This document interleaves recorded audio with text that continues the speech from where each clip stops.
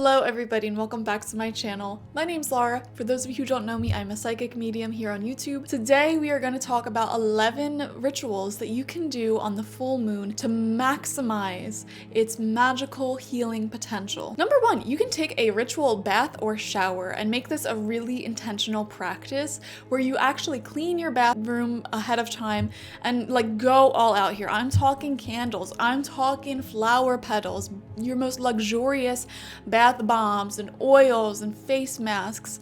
And as you're cleaning yourself, really visualize all of the dirt and unwanted hair, unwanted skin cells, exfoliation, leaving your body, cleansing away from you, but also visualize all of the negative thoughts and stagnant energies and the things that you don't want in your life falling away from you as you take this spiritual bath or shower. Number 2, this is a really big one for me, and it's taking a moonlit walk. And I do this on the full moons where I am just packed full of emotions that are really difficult. I get outside in the nighttime with a friend, of course, gotta stay safe out there, and I just walk in the moonlight, the full moonlight, and I talk to my friend or Mama Moon about all of the things that are bothering me. I just say what's on my mind as I go for this walk, and it really clears your head. And you'll find that on this walk, it's almost like a therapy session between you and the moon, and it's just really beautiful. I highly recommend it if you're going through a lot of emotions and you have a good friend that would want to take a walk with you. If you live in a super safe area where you feel comfortable walking at night by yourself in the moonlight, go ahead and do that as well. Number 3 is dancing it out, okay? Now, this has been done for hundreds of years. You know, people would go out and dance in the moonlight. We see all those visuals of witches going into the woods and dancing naked under the full moon. And there's a reason for that.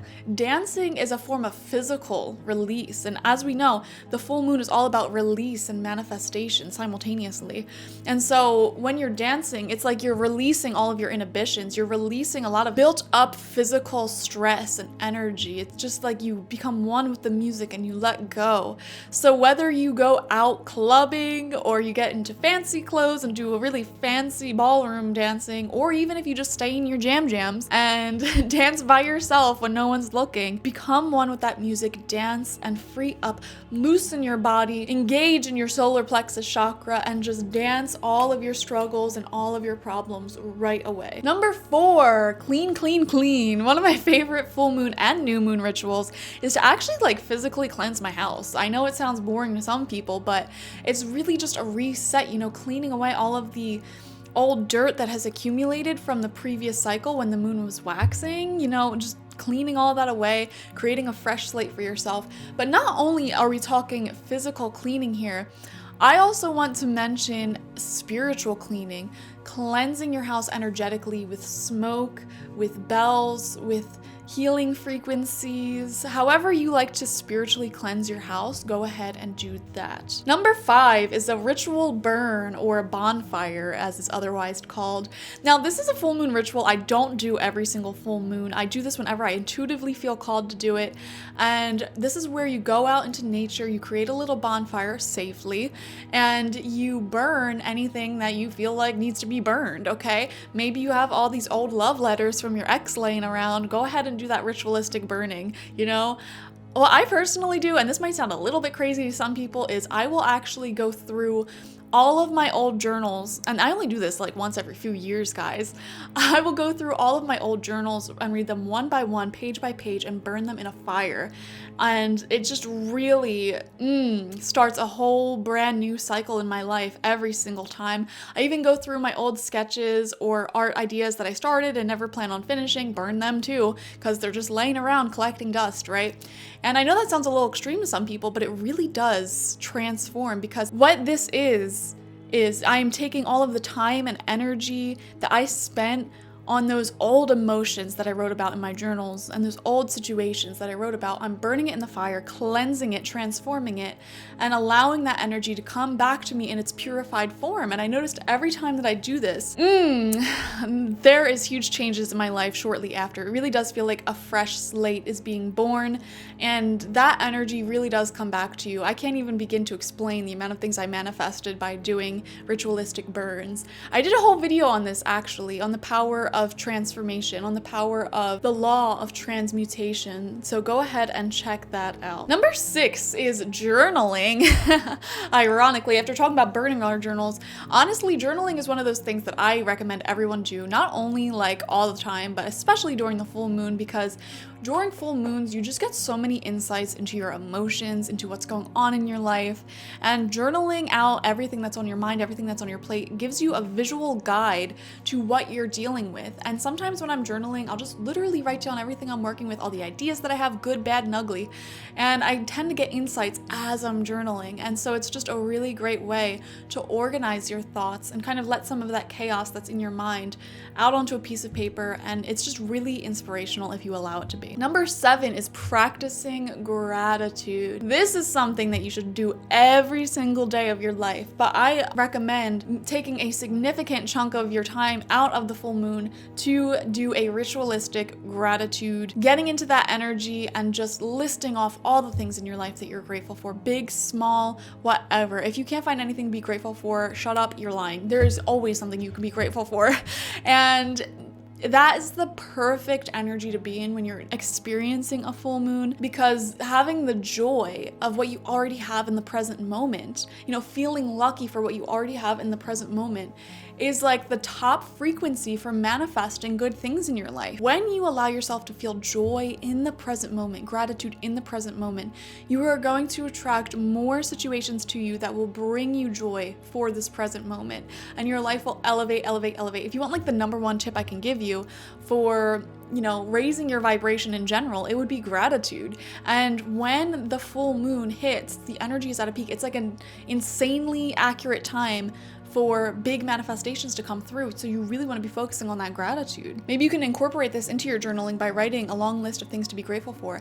I personally started a gratitude journal where literally all I do is write the things that I'm grateful for, the things I'm excited about, the ideas that I have, all positive stuff. And as I focus on that positive stuff, I actually noticed a shift in my mindset becoming more and more positive, and my reality becoming more and more positive. Ritual number 8 is to make moon water. So this is pretty easy, pretty simple, and has also been used for a long time. Moon water is water that has sat under the full moon and soaked up all of its magic. So what you got to do is just put water into some type of clear container, like a glass container preferably. I guess plastic would work as well, although glass is a little bit better than plastic, just generally speaking. And then you literally just put it in the moonlight, direct moonlight, overnight. And this could be either outside, it could be on your windowsill. It doesn't matter if it's inside, outside, as long as the moonlight is hitting that water. And you literally just leave it there overnight, and then in the morning it's ready to go. And it is all charged up with the moon's energy, so you can use this water for anything. You could put it into your drinking water, a little bit each day. You can pour it into a spiritual bath. You can pour it into your baths.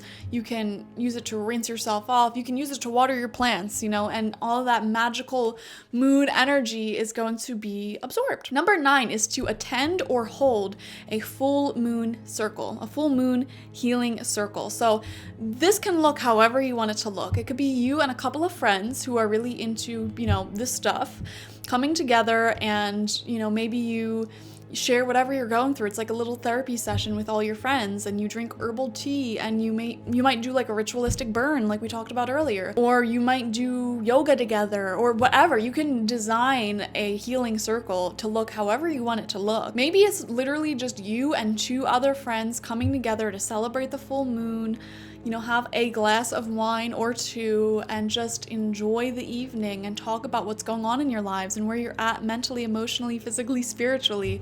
Maybe you do that and you go dancing to release all this excessive energy. It can be as spiritual or not spiritual as you want. It can be as healing or not healing as you want. A full moon circle, just you create it intuitively, or there is ones that you can actually join in your community, especially if you live in a city.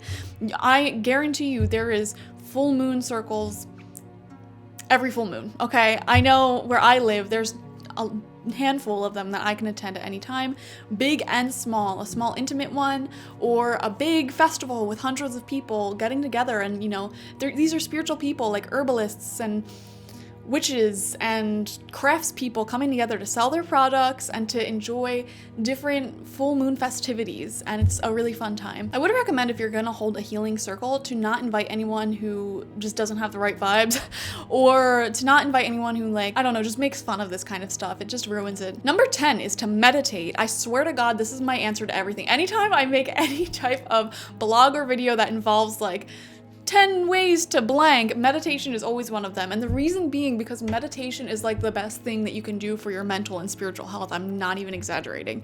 But with a full moon meditation, what you want to do is put yourself into direct moonlight, whether that's, you know, through a window or outside, sit on the ground or a chair or wherever you're at, and relax your body like you're about to meditate. Close your eyes, and you can either set an intention or just make the intention to cleanse and purify your mind, which is what regular meditation is all about. You close your eyes and you really feel and imagine that moonlight soaking up into your body, mind, soul, and spirit, and cleansing away everything that does not serve you in your life. It is beautiful. Let the moonlight heal you. And you know, as you do this, also envision that moonlight empowering your intentions, sending power and strength and pouring maximum energy into your intentions. And, you know, just keep focusing on breathing and the intention that you set. Anytime a different thought comes up, you know, just release it. Imagine the moonlight is cutting that thought away from you, and go back to focusing on your intention. Go back to focusing on your breath. When you're done, slowly come out of the meditation, open your eyes, move your fingers, move your toes, wiggle out of it, and just be calm, be relaxed, and try to maintain that relaxed energy after a meditation. Number 11 is to do an actual manifestation ritual, and this is something anyone can do. You don't have to be a practiced witch or magic user to do a manifestation ritual. I'll tell you what to do right now. Very simple ritual you can do. Find a space either in your home or outside or wherever where you can create an altar. Now, to create an altar, first you got to set your intention. What are you looking to manifest this moon? I recommend actually doing manifestations that line up with the sign that the moon takes place in, but of course you can do anything that you want. It's your life, you know, you're living it.